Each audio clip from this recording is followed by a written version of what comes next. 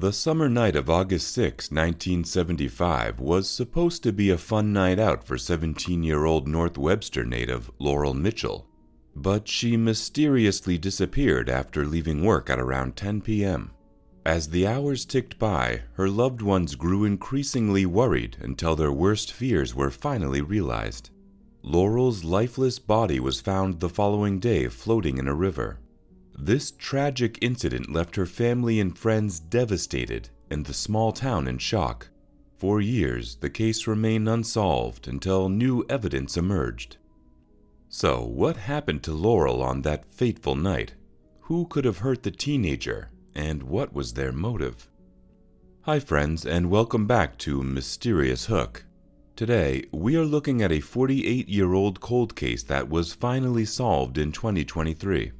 But first, if you still haven't subscribed to our channel, please consider hitting the subscribe button and the bell icon below. So, without any further ado, let's dive right into this mystery. Today's case will take us to North Webster, a charming town located in Cossiaco County, Indiana. It is known for its picturesque lake views and recreational opportunities. The town is home to the North Webster Community Public Library, which is a hub of activity for residents and visitors alike. Additionally, it features several parks, including the popular North Webster Town Park, which has a beach, picnic areas, and playgrounds. Laurel was born on the 24th of May in 1958 to Richard Mitchell and Wilma Mitchell in the town of North Webster. She had an older brother named Bruce Mitchell and a little sister named Sarah Mitchell, whom she was 5 years older than. Despite the occasional sibling rivalry, Laura and her siblings had a tight-knit bond that only grew stronger with time. Laurel grew to become a beloved figure in the community, where her warm smile and friendly nature won over the hearts of everyone she met. One of her most endearing qualities was her unwavering kindness and caring nature. She had a heart of gold and always went out of her way to help others and make them feel loved. The neighborhood children were particularly fond of Laurel, and it wasn't uncommon to see her surrounded by young children, all clamoring for her attention and affection. Laurel had many talents, but perhaps her greatest passion was music. From a young age, she had a natural gift for singing, and so it was no surprise that she was a key member of the local church choir. But Laurel's love for music didn't stop there. She was also an accomplished dancer who honed her skills by taking lessons at a local studio. For Laurel, music and dance were more than just hobbies, they were a way of life. They gave her a sense of purpose and fulfillment that nothing else could match, and she poured her heart and soul into every performance, no matter how big or small. At the age of 17, Laurel was set to begin her senior year at Wawasee High School. However, before the new school year began, she decided to take up a job at the Cokesbury Inn, a small restaurant located in Epworth Forest. For her, working at the restaurant was a perfect opportunity to gain valuable experience while earning some extra money.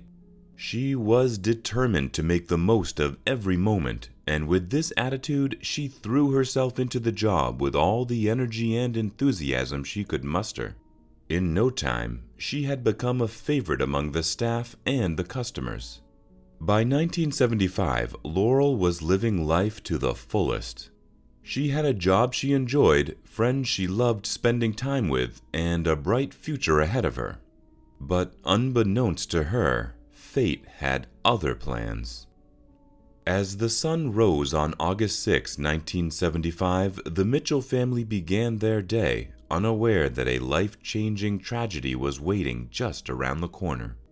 Laurel, Sarah, and a friend of Laurel's who was staying over with the family got up early and eagerly tackled their morning chores.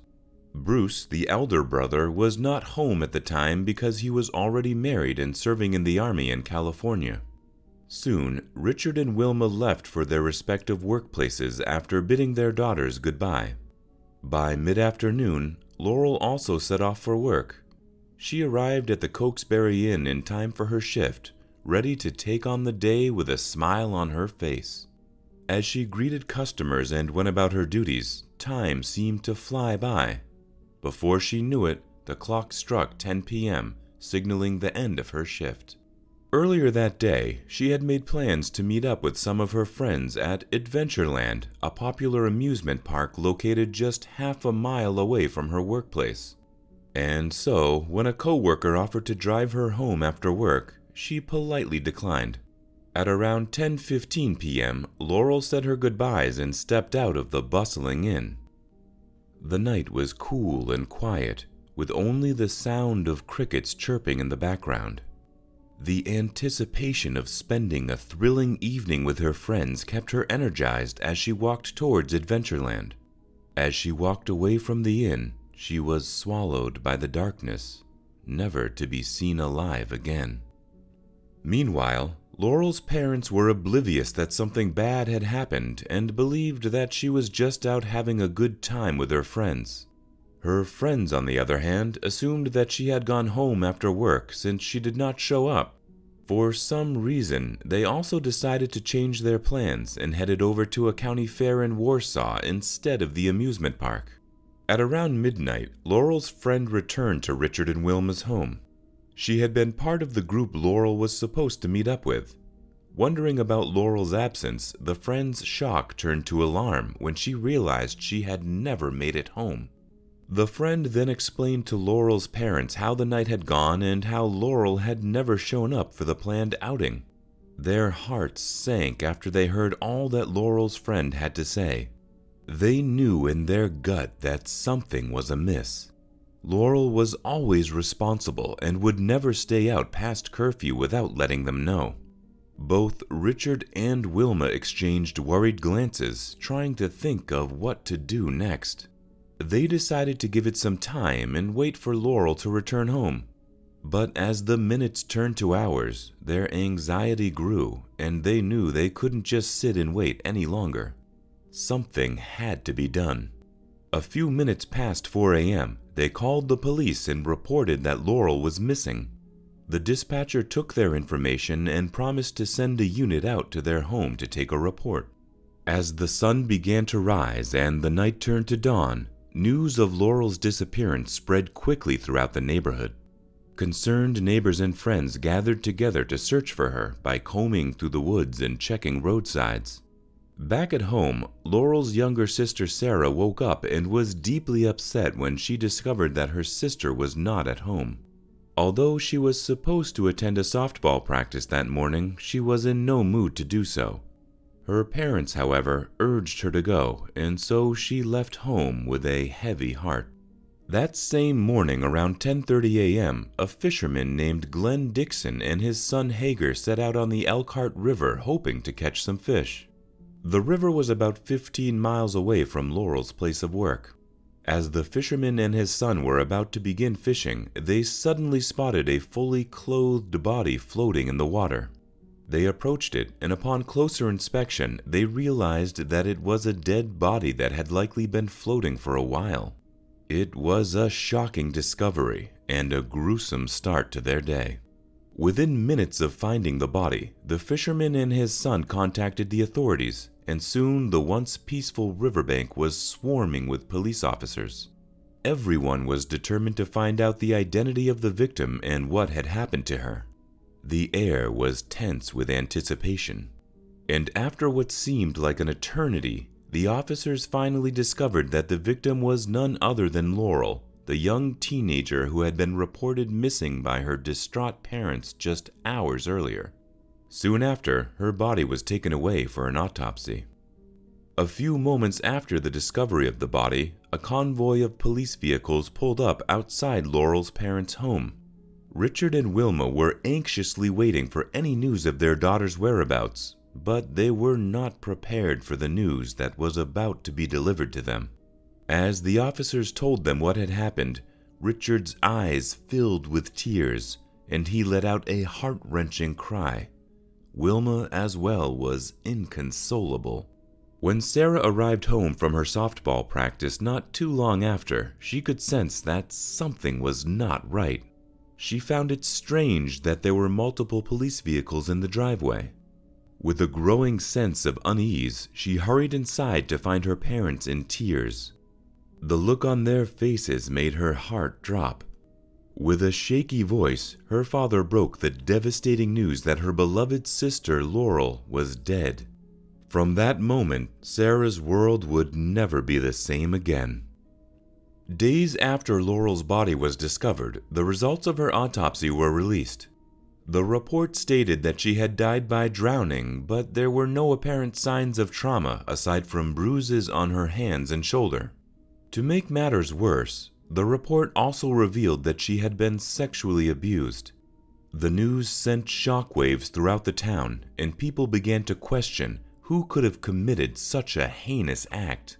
An investigation was immediately launched by the authorities, and they worked tirelessly to solve the mystery surrounding Laurel's tragic end. With many questions unanswered, detectives began to conduct interviews with potential witnesses. One such witness, a man named Frank Overmeyer, came forward and shared a revelation. He claimed that on the night of Laurel's disappearance, he heard what sounded like the trunk of a car being slammed shut. He suspected that the vehicle in question was an Oldsmobile. This statement by the witness would not make much sense to detectives until several years later. Now, at the time of Laurel's death, detectives collected and stored the clothing and belongings from her body. These included a silver necklace, one earring, shoes, undergarments, a sweatshirt, and blue jeans that were unzipped and unbuttoned. Unfortunately, due to the lack of technology at the time, there was little that could be done with the clothing. However, it was only a matter of time before advancements in forensic technology would breathe new life into the investigation. Laurel's funeral was held at a large church in the heart of the town, and it was attended by an enormous crowd of well-wishers, friends, and family members who had come to pay their respects to the young woman who had been taken from them far too soon. "I don't remember the sermon at all," Sarah said. "I just remember sitting between my dad and my brother, and they were both squeezing my hand so hard." The investigation into Laurel's death intensified after her funeral, with detectives from multiple state and local agencies working round the clock to solve the case. They combed through evidence and interviewed many more individuals, but all their efforts were in vain. No one could figure out how Laurel had met her end, and her family was left in the dark with no answers. As weeks turned into months, and months into years, the case slowly faded from the headlines and went cold. But for Laurel's family and friends, the pain of her loss remained. In 2007, Indiana State Police Captain Kevin Smith was assigned as the lead investigator on Laurel's case. He was a man on a mission and was determined to provide the answers that had eluded Laurel's family for so long. The pressure was on, but Captain Smith knew that he would do whatever it took to give Laurel's loved ones the closure they deserved. But despite his best efforts, no new leads or evidence surfaced for several years, leaving him and his team frustrated and discouraged. Hope began to dwindle, and the case seemed destined to remain unsolved forever. Laurel's parents, Richard and Wilma, never stopped working to keep their daughter's case in the public eye, hoping that someone would come forward with information that would lead to an arrest. But as time passed, the couple's health began to deteriorate. In 2012, tragedy struck once again, and they passed away just 4 months apart, without ever seeing justice for Laurel. It was a heartbreaking end for a couple who had dedicated their lives to seeking answers and closure for their daughter. Despite their passing, the memory of Laurel lived on, and her case continued to be investigated by the authorities. In 2013, detectives received a surprising lead. A woman named Renee Sexton stepped forward to provide a piece of vital information. She revealed that when she was only 16 years old, she had attended a party with a man named John Lehman in 1975. During the car ride home, John had made a startling confession to her. He revealed that he and a friend called Fred Bandy had committed a murder.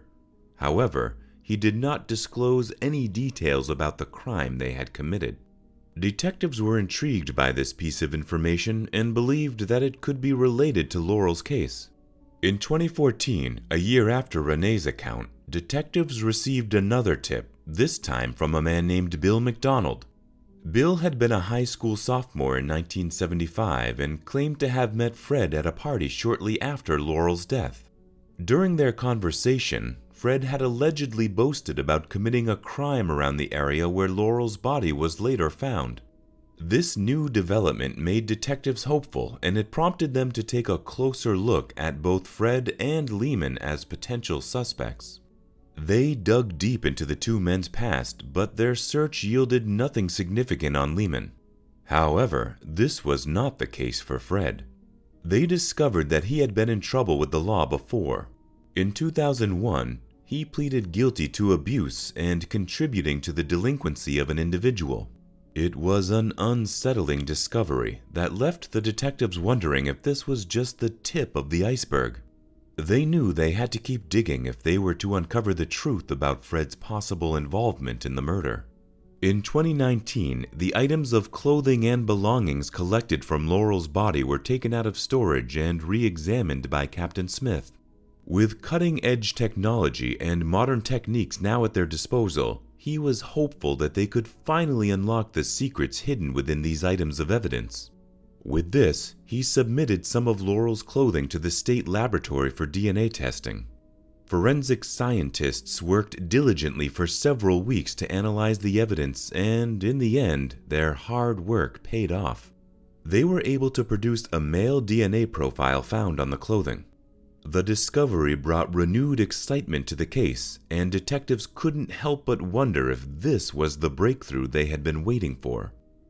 With the help of the DNA profile, Captain Smith and his team were able to eliminate some of the other suspects they had been looking at and narrowed their search down to only two individuals on their radar, Fred and Lehman. In December 2022, detectives set off on a mission to Fred's residence, which was located in Indiana. They were determined to get a DNA sample from him. Upon their arrival, they were greeted by Fred, who seemed oblivious to the reason for their visit. The detectives took a deep breath and explained to him why they were there. To their surprise, he did not put up any resistance and even offered to provide a DNA swab voluntarily. After the DNA sample was obtained, the detectives thanked Fred for his cooperation and left his house. On January 13th, a long-awaited breakthrough in the case arrived. The DNA analysis on Fred's sample revealed a match that was beyond the detectives' wildest dreams.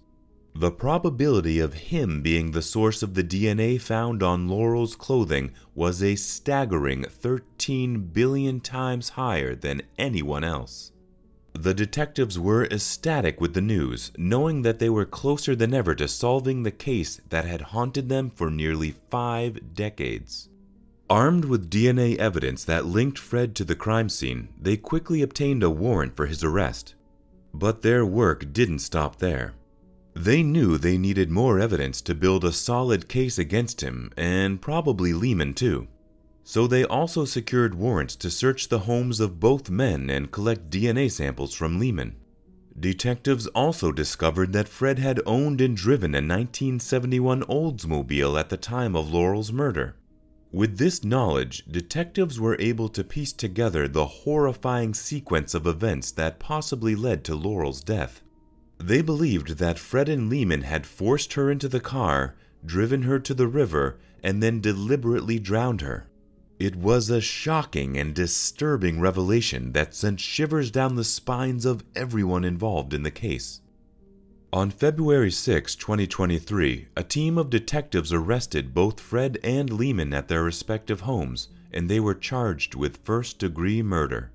At the time of their arrest, they were both 67 years of age. When Captain Smith called Laurel's sister Sarah and her brother Bruce to inform them of the arrests of two men in connection to their sister's murder, they were surprised. They were grateful for the breakthrough, but also felt a pang of sadness as she wished her parents were alive to witness the moment. On February 28, 2023, both Fred and Lehman appeared in Noble County Court and pleaded not guilty, but the overwhelming evidence against them spoke louder than their words. Both men were then ordered to be locked up without bonds or the possibility of bail at Noble County Jail. They are scheduled to appear for pretrial hearings on April 24, 2023.